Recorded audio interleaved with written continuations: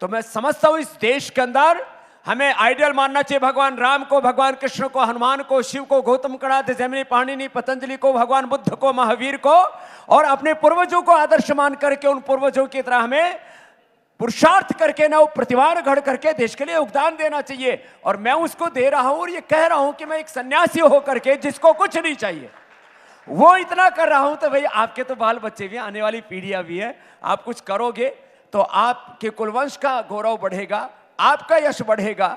और हम यदि जीवन में कुछ ना करें, ऐसे खाना पीना सोना, कुछ बच्चे पैदा करना और फिर मर जाना, जिंदगी इतनी नहीं है। किया जा रहा है तो वो सवालों के घेरे में क्यों आ गया? चलिए रामनीति की भी बात मैं आपसे थोड़ी देर में कर लूंगी, लेकिन उससे पहले एक सवाल, क्योंकि जिस तरीके से आपने कहा कि अब बाबा को सब सुनना चाहते हैं, आरोप आप पे लग गए। विपक्ष ने साफ तौर पर कह दिया कि पहले तो सिर्फ योग शिविर लगाते थे, लेकिन अब सिर्फ योग शिविर नहीं लगाते हैं, और ये मौजूदा सरकार की वजह से ऐसा क्या संभव हो पाया?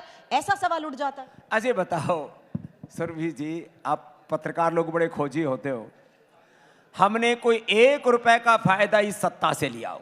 आपका कार्यक्रम का नाम ही सत्ता है, अब आपने थोड़ा उसको और जो है ग्लैमराइज कर दिया है।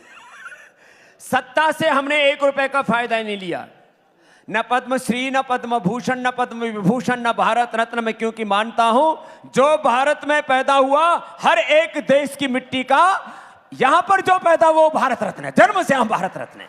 हमने न सत्ता से कोई सम्मान लिया, न सत्ता से कोई प्रोजेक्ट लिया, न सत्ता से कोई फेवर लिया। लेकिन मैं इतना तो ये तो मानता हूं कि ये सत्ता धर्म विरोधी नहीं है, ये सत्ता राष्ट्र विरोधी नहीं है, योग आयुर्वेद की विरोधी नहीं है। तो ऐसी सत्ता होनी चाहिए देश में। तो आपकी नजर में यही इतिहास में भी झलकता है, इसलिए आप कह रहे हैं कि अकबर का गुणगान होता? नहीं, मैं कहता हूं कि महान हमारे पूर्वजों के इतिहास को न पढ़ा करके 80% यहां पर मुगलों को, ब्रिटिशर्स को और जिन लोगों ने इस देश की सांस्कृतिक, वैचारिक, आर्थिक, राजनीतिक बहुत तरह से हानियां की, उसको उनको यहां पर बहुत ज्यादा महिमा मंडित किया गया, और अपने जो रियल हीरो थे इस देश के उनको बिसराया गया। तो वापस इस देश को अपने अतीत के गौरव को अपने साथ में लेकर के वर्तमान में प्रचंड पुरुषार्थ करते हुए भारत को एक स्वर्ण युग की ओर ले जाना है। अब वो गवर्नमेंट जो है उसको विकसित भारत का नाम देती है, वो उनका एक राजनीतिक एक लक्ष्य हो सकता है, लेकिन हर भारतीय का ये लक्ष्य होना चाहिए। कोई मात्र कोई एक सत्ता देश को कहीं नहीं ले जा सकती। समाज, राष्ट्र का जो नागरिक है वो देश की असली ताकत होता है, और मैं उस नागरिक के अंदर भारत का भविष्य देखता हूं।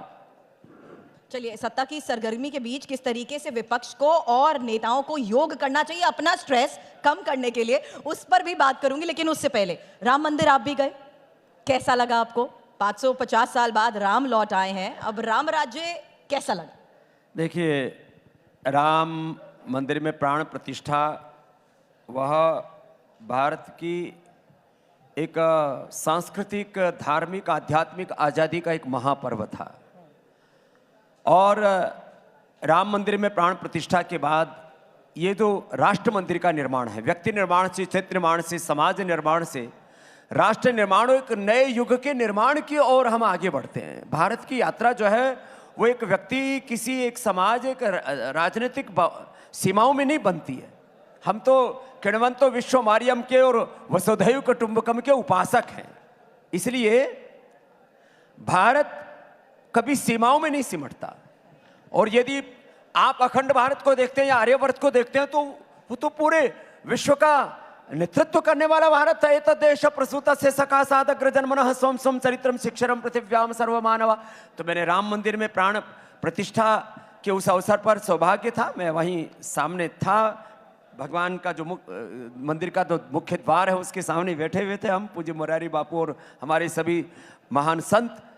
तो वह भारत का एक अविस्मरणीय, ऐतिहासिक और बहुत ही भावुकता भरा क्षण था। मैं ओंकार, निराकार, गायत्री का उपासक हूँ, तब भी जिस तरह से प्रथम विग्रह का दर्शन किया तो करीब आधे घंटे तक मेरी आंखों से अश्रुपात होता रहा। वो